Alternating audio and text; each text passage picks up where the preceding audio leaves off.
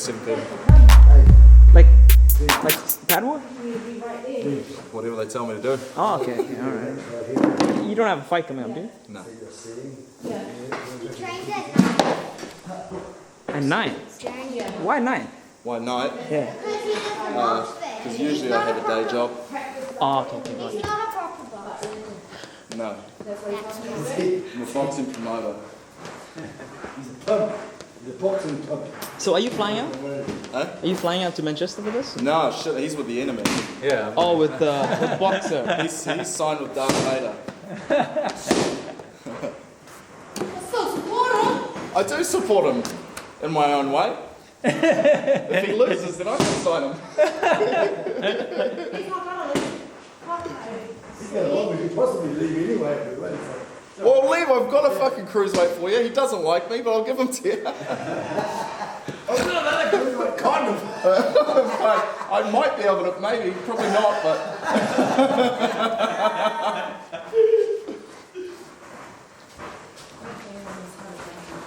So is Andre signed to you? Yes, Okay. Andre, Jerome, and me is on for 2 fights. Tell us a bit about Andre. He's got She's on for 2 fights. That doesn't mean size. Well, I mean, she's got more than 1 fight. It means she's got 2 fights. Sign. Difficult. So Andre's IBF 5. IBF 5, yeah. Jerome is 10. IBF 10, yeah, yep, Okay. yep. So is that good? Is that it? Yeah, Definitely man. something. Andre's real close because you've got a vacant title there. So number 1 is Zarafa or Falcao. I think it's Falcao at number 1, and Okay. Zarafa's at number 2. So that fight's been mandated. It's Okay. going to purse bid soon, actually this month, April, I think. Which means they'll fight for the vacant title. And if Andre wins April 27, that should put him around number 3. Okay. Meaning that number 1 and 2 will be vacant spots because 1 and 2 just fought for the title. So Andre's 1 or 2 fights away from a world title fight now. Oh wow. Yeah. Okay. Tell people that don't understand post bids. Like how does that process work? How does a purse bid work? Yeah. A purse bid works when 2 promoters can't come to an agreement on the purses of the fighters and where the fight's going to be held and all that sort of stuff. So what happens is the sanctioning bodies force a purse bid, which means it's open for anyone to bid to win the rights to host the fight. Okay. So say if I can't get along with Top Rank to get a fight done, Yeah. then goes to purse bid, and we then, both sides of the promotional teams will bid, and whoever bids the most gets the rights to the fight. Okay. So it's like an auction. I mean, it's Pretty it's much, an auction. yeah. And what's Andre like? What's he like behind the scenes? Is he? He's great. Yeah. Yeah. Switched on. He gets it. Yeah. He gets the promotional game. Okay. And what about Jerome? How's he looking like? Jerome looks great. Yeah. He's not far off. He's number 10 now. He's the key with these guys now that are in the top 15 is just to keep them active. So long as they're active, they'll go up the rankings. So Jerome's fighting Mossy for the WBO Asia Pacific title and the IBF Australasian title. Okay. If he wins that fight, he could go anywhere from number 8 up to 5. I'd say around number 8. Okay. He's only 3 fights away from a world title shot. And how's Jaya looking? What's an update on him? Jai? Yeah. Jai's looking okay, I think. Yeah. The jaw and everything is. Jaw's fully healed. Yeah. Okay. Yeah, he had a little tweak in his shoulder that he had to get sorted. That was a minor surgery. That's all healed. Yeah. He's ready to go whenever the fight takes place. So exciting times ahead Yep, for D&L. yep, exciting-ish. We're getting there.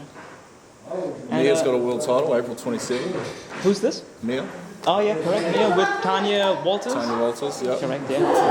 That fight is looking. I don't want to. It's looking like Mia's got this like a heavy favorite. I would say. Yeah, she should be a heavy favourite. Yeah.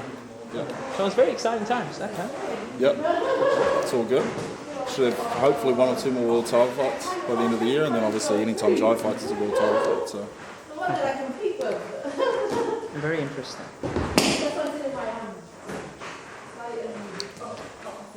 No, that's good. That's good. It's good to know like the like these little breakdowns and stuff. People don't really get it. Like they hear about it. It's complicated. I was doing an email the other day, and I was trying to explain a purse bid to someone in the most simplest way possible. And it ended up being like 3 paragraphs. Yeah. to like rephrase it. And it's quite complicated. You seem to know your things though. Like I mean, you seem to is this something you're passionate about? Like, Well, I've been in it since I was born. Yeah? Like, yeah, it's a forever thing. yeah. Okay. I didn't start working in the bit. I've been around boxing my whole life. So I started working in boxing when I was 19, Yeah. I think. So that's, I'm now 27, it's 8 years. You were saying David introduced you to Louis C.K. So how long does your friendship go back? Like, how did you guys even meet? We used to train together. Okay. Yeah, we were both at John Mackay's gym, School of Boxing. Yeah. And we used to do a lot of training together. Okay. Wow. So it goes back a long time. So did you I ever would know? have met Dave when I was like 14. Yeah. Yeah. Did you ever know he was going to go this far, like with the sport back then? Well, he went rogue for a while. He disappeared into Africa. He had this weird stint where he just disappeared and wanted to help the kids. Like, okay, so he did a Dave Chappelle. He went to Africa. Yeah, he did. Wow. Yeah. So I don't know. I wasn't sure what he was doing there. I saw him at a boxing event out South Auckland. Like it might have been like a Joe Parker undercard or something. Yeah. And we had a brief chat then. And then the next time I heard of him, he was in here, back doing training there. Okay. What was Africa like there? Africa. Yeah. Where did you go? Where did you go? I went to Nairobi and then up to America. Right. That is Africa.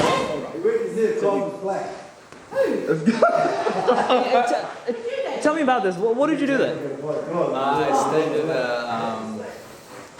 I stayed at an orphanage that was started by Mother Theresa. Oh, really? Okay. So it was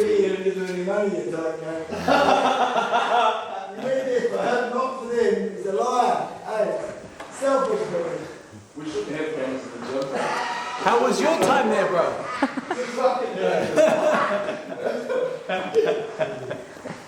Yeah. No, it's good. So how long did you spend in Nairobi? It's like 6 weeks.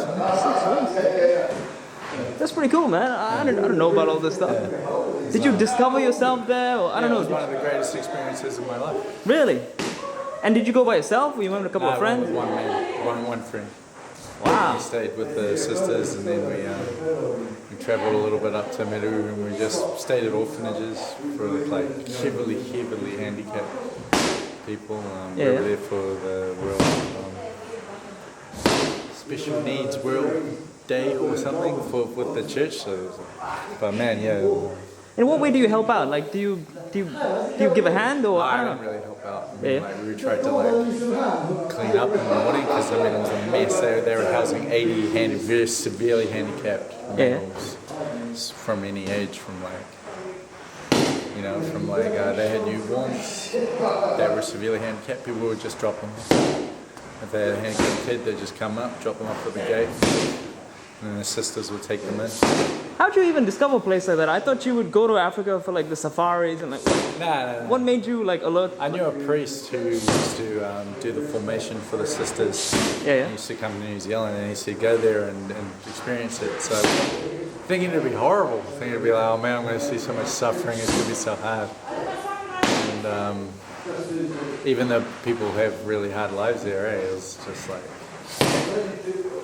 the amount of joy in their life from like having community and stuff that we just don't have in New Zealand. Like, I think Mother Theresa said that when she came out here was a really lonely country. So, and I felt that way. How I thought I was going to feel when I went to Nairobi was how I felt when I got back. Yeah. Mother Teresa is interesting, eh? Like she also struggled a bit with her faith, but you know, it's good to see like that humanity. You know? But I don't know. I think she's a modern saint. She's very modern saint. So people try to visit her in the modern world. But it's good to see like. Christianity is very opposed to the modern way of living. Yeah, it's good to see like somebody struggle though, and you know, like it's good. It's like human. Yeah. But it's like she's a pretty strong woman. Yeah, man. Yeah. How many? I think 5,000. 5,000 what? 5,000 sisters in her order. Correct. Yeah, the Calcutta, right? Yeah. Now they changed it to Kolkata. But they're in Nairobi because I saw the brothers there. They had one too. Oh, so it's like worldwide. It's like a Yeah, big. because Mother Theresa started it with another guy who was a priest. Yeah. So we started them also. She was the sisters. Okay. And they become priests. They're not just brothers. And they had their own house there, and they had all the glue sniffers. So the glue sniffers were all around that area, and that was bloody. Like they get a you high, got, right? Like yeah. Yeah, you got like 8-year-olds who like carrying around a bottle like around there as a necklace, and they have a little bottle there, and it's glued there. Do you feel safe there? Like, did you feel threatened at all? Like, Oh yeah, we were alright. You know, it's alright. but you were a fighter back then as well, right? So. And we're at the church. Ah, yeah, true. Yeah, it's a crazy place, man. Have you done anything else like that? Like more like Nah, but I want to go back. yeah. Could go back as world champion. Yeah. That would be cool. I'm not taking the belt with me, but yeah, it was nice. It was good. Oh, that's good to know, man. Yeah, I'd recommend that to anyone.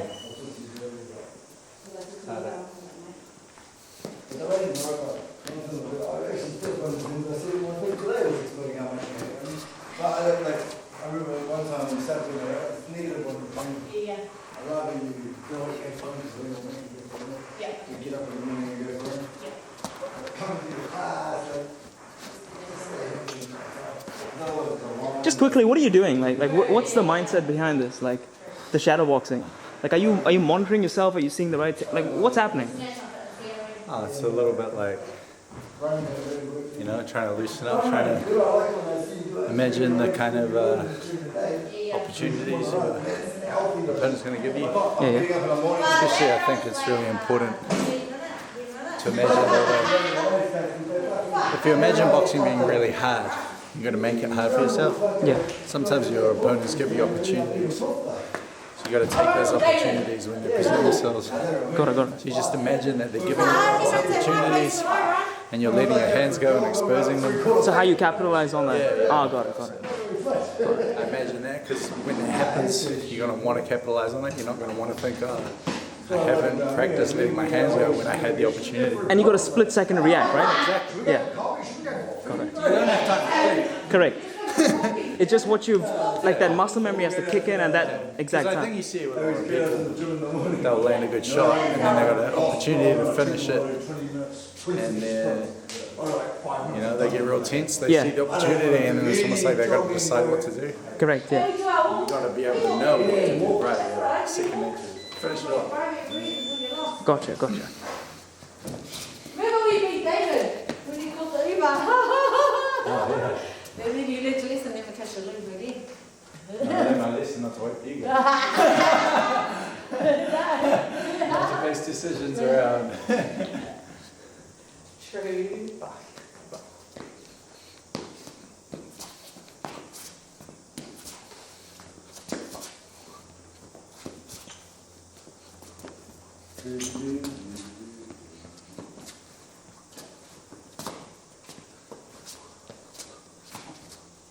Oh, David. What do you want to do there? Thank Christian. What are we doing tomorrow? Are we doing our last session with you? Surely. You can. Yeah, me and Drew.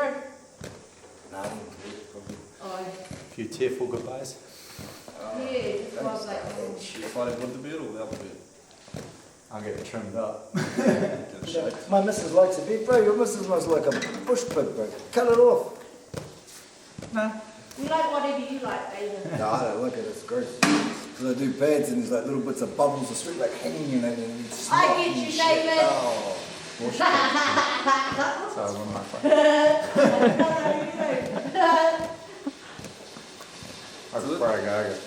Do you think punches slip more when you have a beard, or do you think that make a difference? His I've key always is, wondered that. his key is he stinks. Yeah, right, No one wants to good. get near him. I used to have that in scrums. You'd have some dude who hadn't wiped his ass for 6 weeks. That's how You'd be like, oh, I can't. Why isn't that on your team? Because isn't their ass like right there? Yeah. You're not near the ass of the opponents. the other day I was like, Dave, yeah. And I think it was like, oh, thanks, David. So it's not for David, it's for man who's about to spar him, bro. Oh, man, Dave fucking stinks. Yeah, you're a sweater. You've always been a sweater. Yeah. You sweat hard. Yeah. I sweat is like I sweat cat piss or something. Yeah. Drinking Mountain Dew all day or something. It does help, eh? It's like just all the waters. Yeah, the electrolytes and things. Yeah, straight water.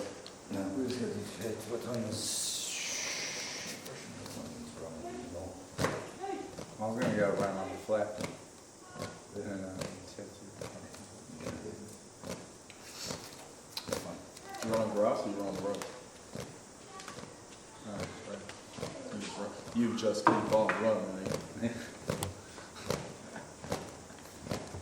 Yep. You get shin splints very often? Huh? You get shin splints very often? Yeah. That's good. I used to always get shin splints from Oh, really? that road work. How'd you fix it? Stop running. Pretty much. Yeah, I just had to stop for a bit. Nah, as soon as the that comes up, physio fucking rubbing them out. Oh. nah, as soon as that starts happening, I feel like you just get on the bike. You asked him how to get rid of shit spots. You ain't run for the last 15 years. Hey, dang, I'm only 27. Fucking can't. Fuck, when was it that we were training? I would have been about 10 years ago. Did you run then? It must have been more than that. Oh, no, it would have been A little about bit that. more. Yeah, a little bit more. Yeah. I think I was with John 14 to 17, 18. Yeah. Well, even after school I kept going, but I think you'd gone by that point. You would have the word with Siren, eh? Yeah. Yeah. Do you think you would have made a good fighter? I mean, you got a good height. You look like you got a good width. Nah. It was good. When I did stuff with you, you learned a bit. Yeah. John would be like, come in and basically train Liam for me. Yeah, exactly, yeah. You just take them and give me the cash for it. No, he, I mean, You got real pissed off when I didn't go. where the fuck were you? Dave made it fun, man. Dave made it fun. Otherwise it was just 600 fucking pull-ups and chin-ups for an hour. Yeah. No, John, old school shit. Yeah. Jump on this box 100 times. Oh, run dude. around the block. And then Dave started doing box jumps with weights, so then I had to start doing it to fucking make sure we're on the same level. We are so lucky we didn't like bust an ACL or it's crazy. Look here. Tell me this again. You've known a bunch of fighters. What do you tell a fighter on the brink or the cusp of like their big fight? What do you tell them? What's the right thing to do? What's the right thing to not destroy their energy? Nothing. Really? Because I don't know what to say. Like sometimes they're like, it's a massive. I don't know what to say sometimes. Say nothing. Yeah. Just do your Keep out of thing. their hair. Yeah. Like the week of the fight, they have to do their routine. You don't bother outside of weigh-in press conferences. You just make sure they show up. Yeah. You know, make sure they're speaking to the media. But yeah, it's not. You got to stay out of their way. Correct. You don't want to mess with the Zen. You don't. I don't know. Whatever No, they've they've got their own rituals going on, and everyone's different. You know, most of them like quiet. Yeah. You know, they're like just stillness the week of the fight. So you're just there, a nod, something like that. Just keep it real, minimum, real. Yeah.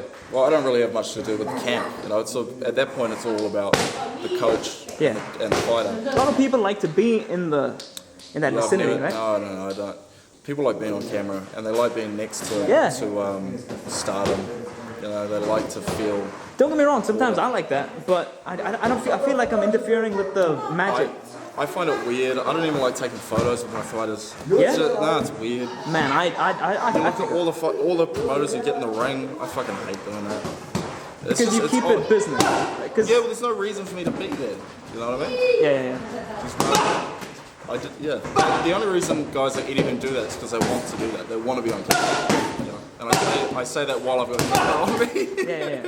What do you think of Eddie Hearn anyway? I don't. He's alright. You like his work ethic? You like? I don't know a lot about Eddie. I've met him a handful of times. He's always been nice to me. I've seen him. He does a lot of interviews, like a lot. He loves it. He'll just do it, like, and he just says it's part of the business, like he. Well, he particularly likes being famous. You know. Yeah. I got Same a bit with Dana nervous. White. Dana White's another one. Both of those guys love being. Have you met him? I've never met him. No. Yeah. But you look at them and compare them to like Bob Arum. Yeah. He's nowhere near in the media as much because he doesn't need to be. He knows he doesn't need to be. Yeah. It's not the Bob Arum show. It's the whatever he's got show. You know. it's Jared Anderson's show. There's no reason for Bob to take all the airtime. Correct, yeah. Did you watch the Tim Tszyu fight? Yep. He's not one of yours, is he? Hey? Tim Tszyu, he's not one of D&L, is he? Or? No, he's not close. Yeah. He seems to be doing great. Like. Yeah, I thought Tony Harrison was flat. I thought the opening round, Tony established his jab, but he ran the whole fight. That's not the way you fight Tim. The way you fight Tim is to come forward and fucking fight him. Like, you have to push him back. You can't fight on the back foot. He's never had to. How do you think Charlo would do against him? If he comes forward, he'll win. But if he sits on the ropes, you know, Zoo's a chance of winning. Yeah. You have to come forward and just push him back. Because no one's ever fought him. No one's ever forced himself forward on Tim Tszyu. He's dangerous, eh? Like You have to pressure him, and you have to, because he's there to be hit. Yeah. You know, there's lots of openings, and Correct. he hasn't got a good hit. Wade Ryan's Yeah. and Terrell Goucher, who two guys most people have never heard of. Neither of them have a good punch on them, and they both knocked him over. You know? So I think he's got no chin, and he's there to be hit. All you have to do is push him back and fucking land a shot. Okay. So you think Jerome could do it, like if he came forward? Jerome would eat him. Yeah. Jerome would eat Tim Tszyu. Oh wow. But he is, so keep in mind he's 3 or 4 weight divisions heavy. Oh. You know, it's super welterweight versus light heavyweights, night and day. I think Andre could beat him. Andre's 1 weight division. Andre would have to push forward and really deal to him. Just manhandle him. That's a tough fight for him. And But Andre's got a good chin, but he manhandles him. Yeah. Just pushes forward. Because Zoo's a small guy. He's not big. He's like 5'8". He's little. Whereas Russian's 6 foot. how likely is that fight? Like, is that a realistic Not fight? likely. No. Zoo would have to lose to Charlo and then decide he wanted to move up the weight. And then would he go for us? No. He'd go for somebody else. So unless he was forced into that fight, you know, unless there was mandatory involved, he'd never take it. I don't think. Who knows? I never say never. I mean, I think he's more likely to, if he loses to Charlo, he'll go back to Australia and fight Mike Rafa as a warm-up fight. Yeah. And then